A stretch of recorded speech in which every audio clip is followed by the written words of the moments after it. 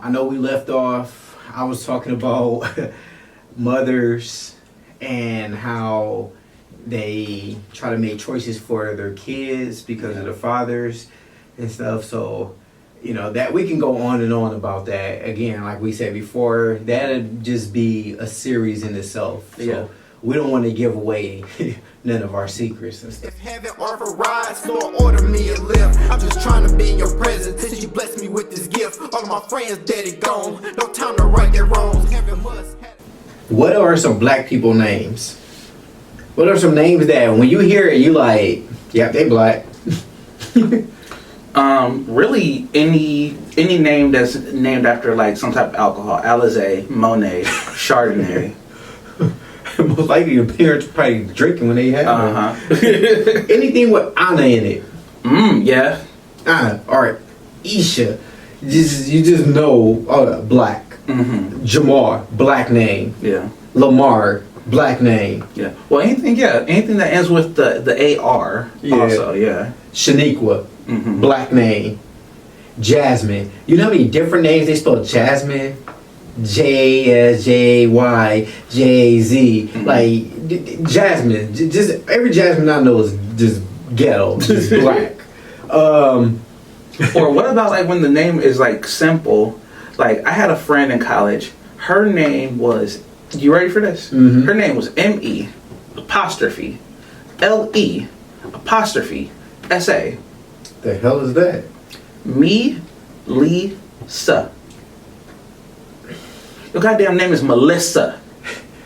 Plain and simple. How you said it like it? You said it like an Asian. Me Lisa. That's how she pronounced it, like me Lisa, and it's just like, damn it, was your mom sounding it out as she spelled it like this?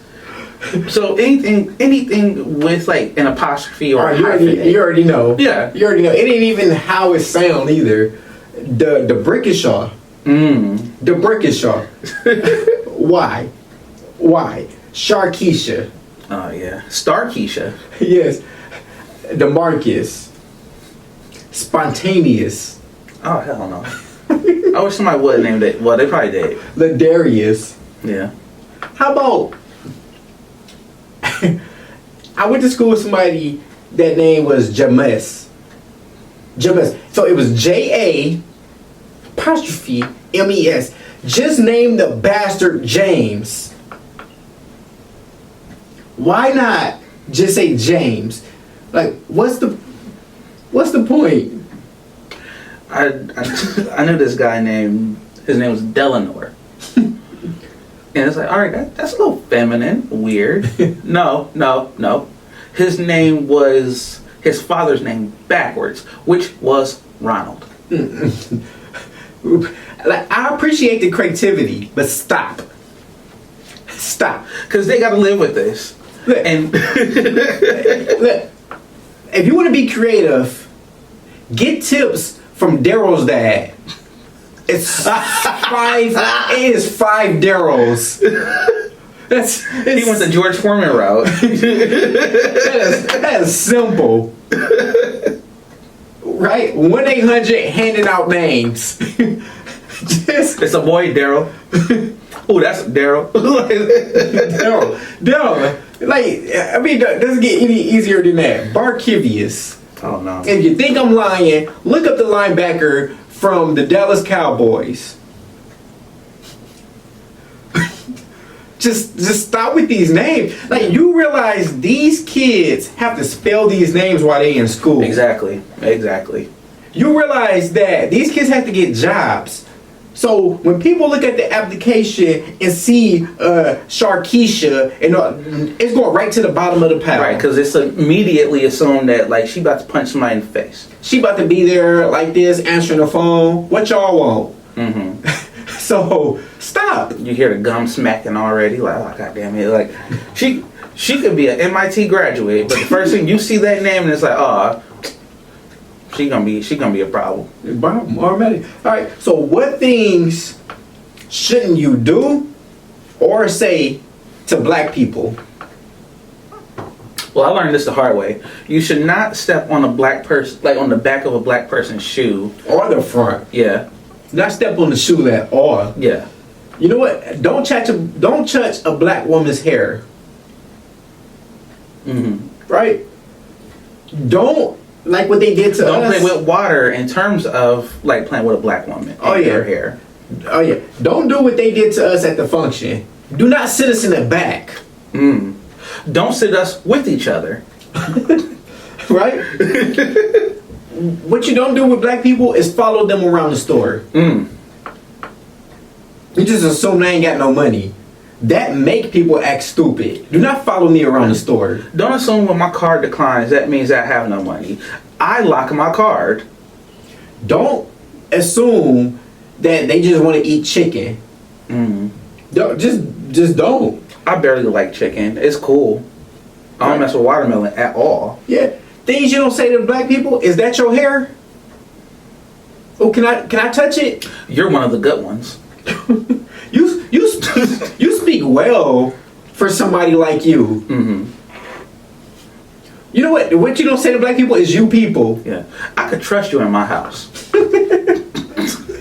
You know what you don't do with black people? Do not tell them the correct time to show up to a function. You know, with black people, you have to tell them an hour early. You gotta incorporate the CPT. Exactly. Do not tell them to be on time. You know what you cannot do with black people? You cannot ask them to stay till after work late. You could barely plan trips with black people. You know what you can't do with black people? You cannot ask them to come on their day off. You can't ask them to come to work on their day off. Right.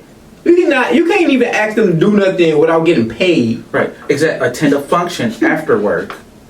And it's even if like it's gonna be food and cocktails and stuff, still don't expect them to be there. You know what you can't say to black people? Oh, I heard about you. Oh, I heard about you.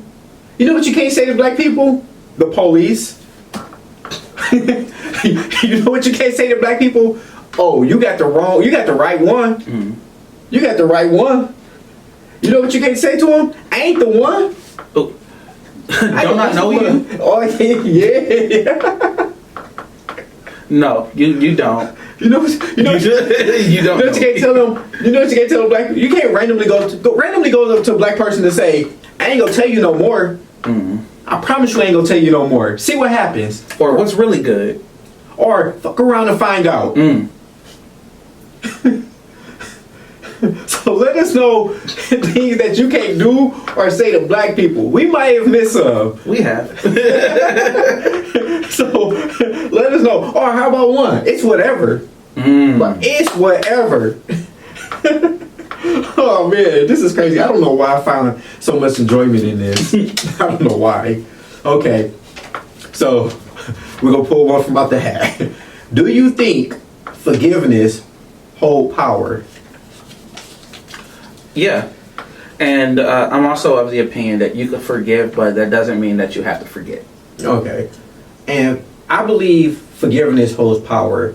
Prime example, and I know I talk about my mom and my father a lot, but I remember, and like I said, this was that transitional period in my life, seeking for spiritual guidance, praying a lot, and just trying to figure out the next chapter of my life. And I just remember that the only reason I couldn't get to certain places and commit to certain relationships is because I was dealing internally with that trust, like you said, being hurt, and all that hurt and stuff was because of my mom. Yeah. Like, because my mom wanted to take care of my sisters and brothers, me not being like them, me showing up to the house, and she like, no, I don't want him.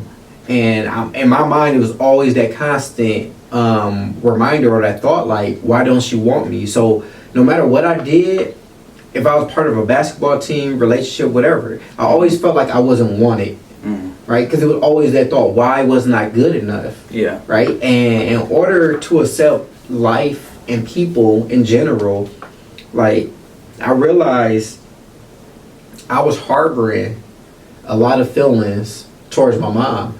So one day, and I know my mom would never had this conversation, so one day I just took it, after praying, I took it upon myself, and I came to my mom and I was just like, I forgive you.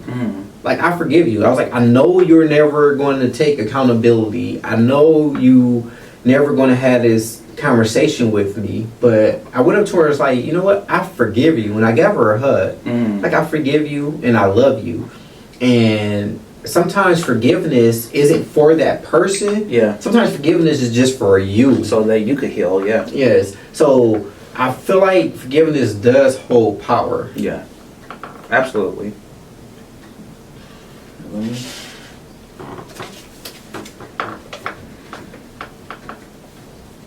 If God granted you 2 miracles, what would you ask God for? Mm. Oh, that's hard. That's a good one. If God granted me 2 miracles.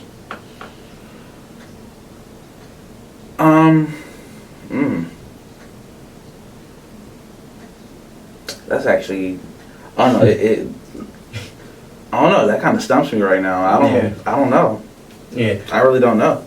So if God granted me 2 miracles, what would I ask for?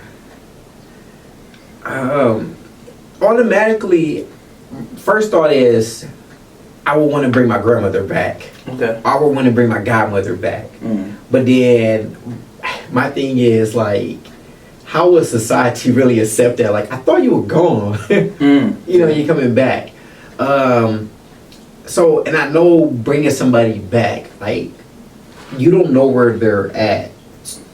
And so I don't know. I think that's the first thing that come to mind. But for me, I guess the miracle that I would ask for, one of mine is, I don't want to ever have to bury a child. Like, that's a different pain for somebody to endure that I don't think I'm ever going to be ready for. Yeah. I don't think I can ever accept just watching me put a child in the dirt.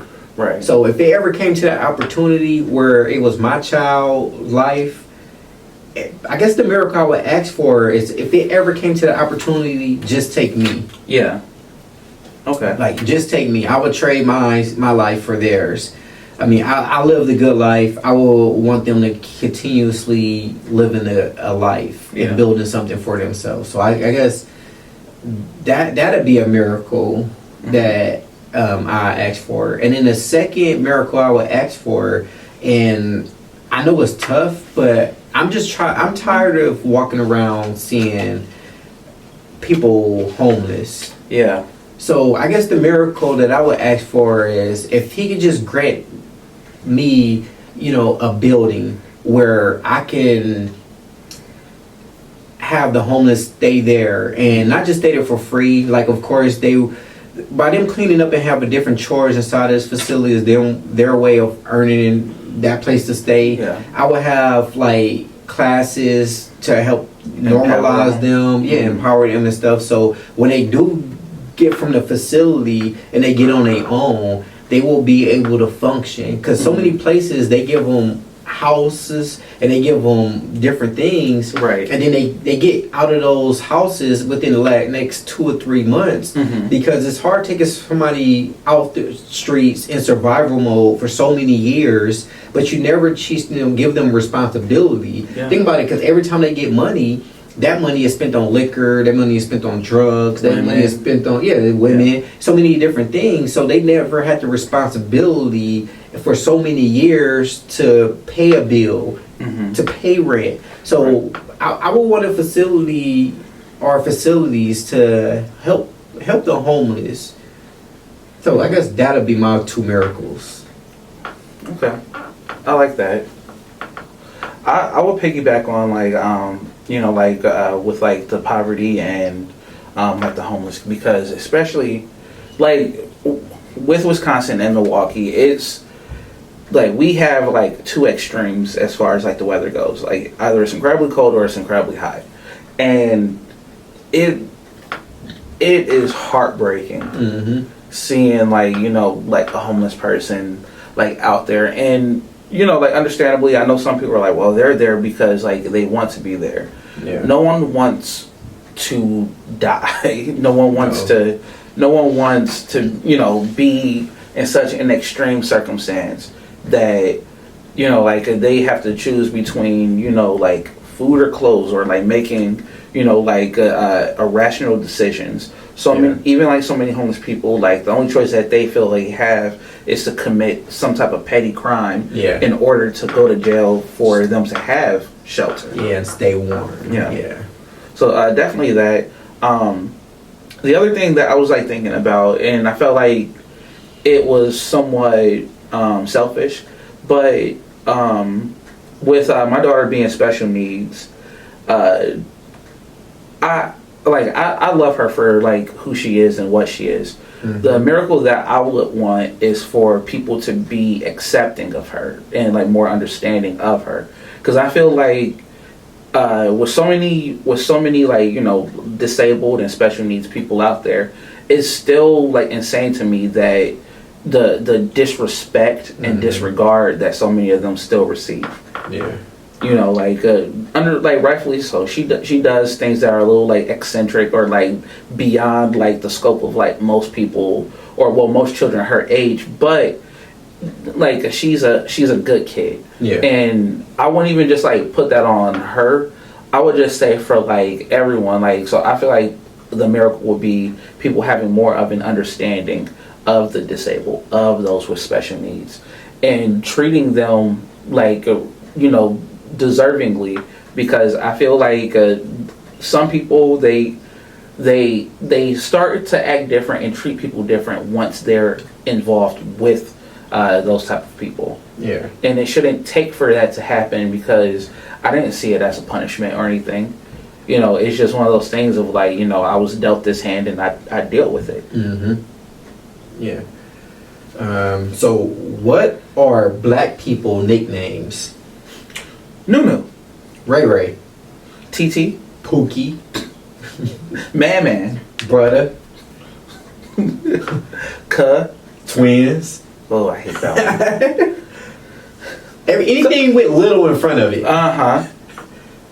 Oh, like, what is it? Stankama? Nene. And Mimi. Riri. It's all of them. Like, Nay. Right. Anything with the money after A money, or dog after A dog, T dog, B dog. Man. Man is the craziest one to me. Like, all of it's crazy. Anytime a black person repeat a name, it's ghetto. Yeah. It's ghetto. Incredible. It's black people name. Alright, so if someone made a movie about your life, who would you want to produce it, and what kind of movie would it be? So for me, what is it? I would have I want to say a sad comedy.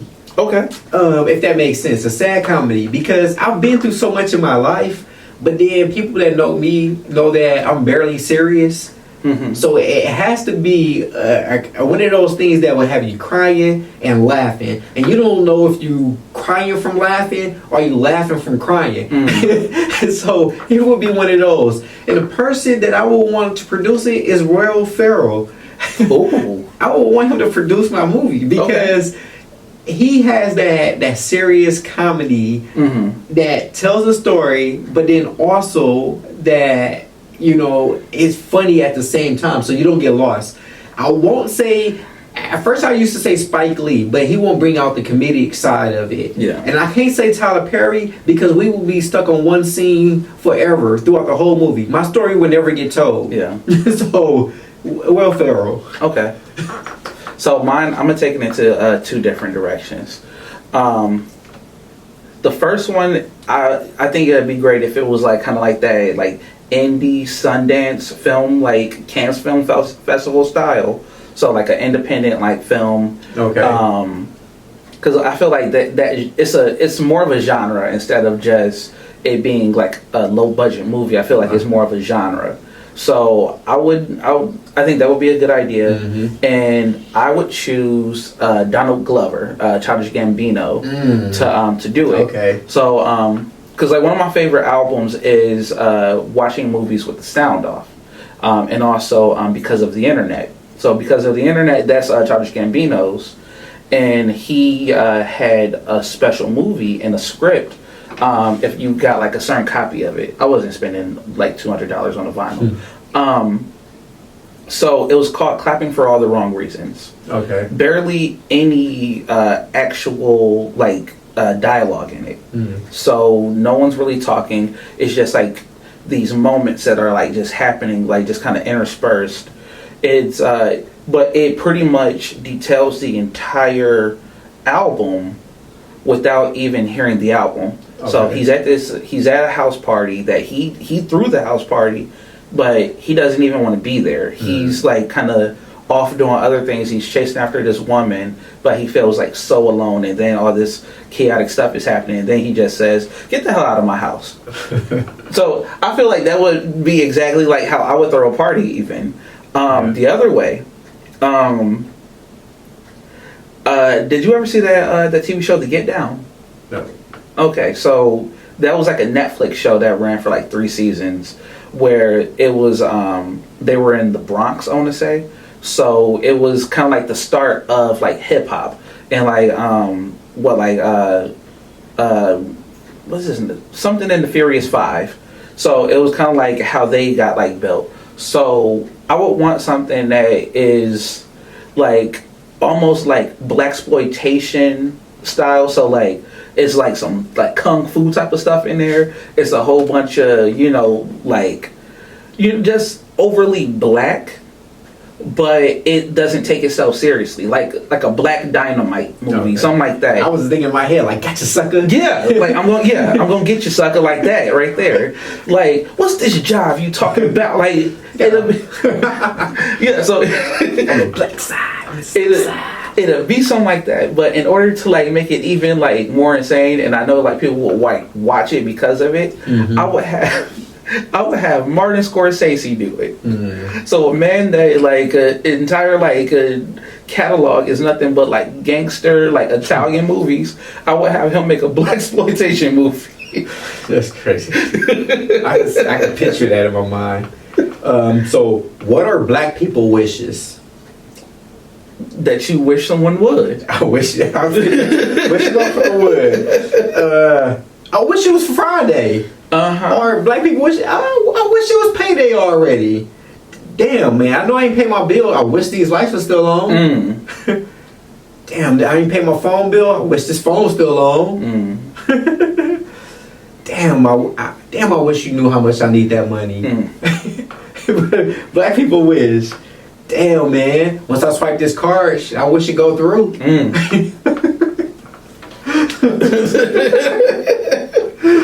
Oh my god. Alright, so what are some things that you went through that helped you become the person that you are today? I think I answered the first one. I think I answered the last one first. Yeah. So we finally made it to that one. Hopefully we can like get through it this time. What I've been trying to say. I would say that it was mostly like my adolescence and just kind of like the trauma and things that like occurred during it, and just like realizing that there's more to life than like your circumstances. It's kind of funny like what you had mentioned earlier. So one of the things that happened when I was in high school, my mom, she was in a severely like abusive relationship, so much so that one night like I came to her defense, was brutally stabbed several times over, like by the boyfriend. Wow. Funny enough, she ends up letting him back in the house after I came out of the hospital that she didn't even pick me up from. So that's crazy. And the crazy part is that she gave me Neapolitan ice cream minus the strawberry ice cream. The disrespect. That's the disrespect right there. That's disrespectful. You gotta have a strawberry. And she also used the word incorrectly. So I hope you're not dramatized. It's traumatized, but hey. She tried. You did your best, I guess. Maybe that should have went on Talk 2, words black people can't say. It's a real word. Your dad, just not in that situation. Your dad left and took your my vocabulary with him. Damn. But no. So I was I was a good student in high school, but after that happened, and then I realized that nothing was going to change, I became a great student in high school because at that point I think this was like sophomore entering like my junior year, and the thing was, I had told myself like I don't know how I'm going to get out of here, but I'm getting the hell out of here. Yeah. So did really well. I got like college offers from like places out of state, in state. I wish I actually decided to go out of state, but I ended up going to like a small college, Cardinal Stritch, in Glendale. So that was enough for me to be like, okay, like I could live on campus. I'm away from everybody, and that was good enough until you know, just the life of college happened. You know, like a freshman, and then just like all these like different experiences and whatnot. So much so that I almost like flunked out my first semester there, and that's when everything came crashing down. Where like it was like it just kind of washed over me. Like you're gonna have to go back there.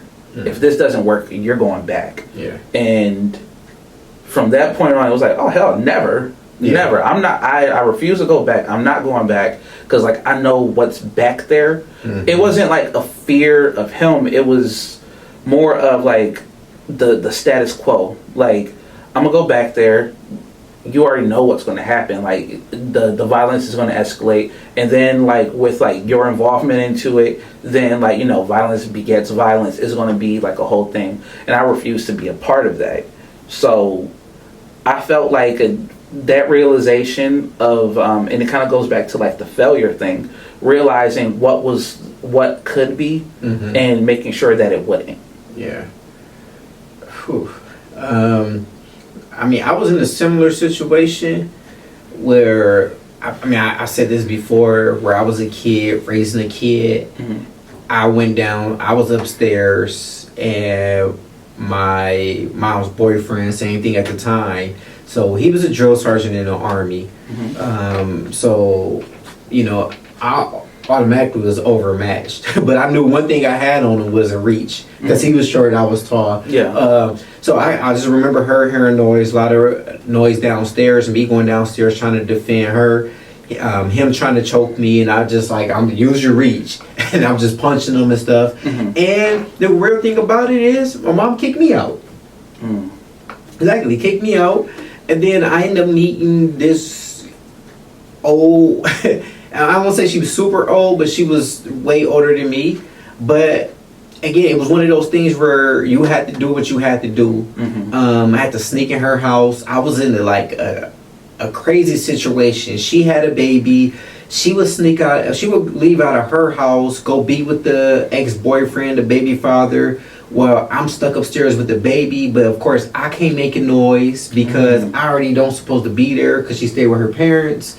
So yeah, and then I got to a point where she ended up getting pregnant by him again. Lord. And then finally I got to the point where I got a summer job at McDonald's, and I got to the point where I was like, I'm leaving. And then all of a sudden I'm walking down the alley, she started beating her stomach and crying, like, I'm about to kill this baby, I'm about to kill this baby. So me feeling bad, I ended up going back. But I realized I wasted so much time in a bad situation. So of course now I got to go back to my mom's house with this ex-boyfriend. So now he's not only out of the Army, he's dealing with mental issues. So now he's doing drugs now too. So me, I came from, like I said, my people and watch people sell drugs, do drugs. So I took that as not like I want to get high or I want to sell drugs. I took that as I see everything that I don't want to do. So I use that as motivation to transform my life.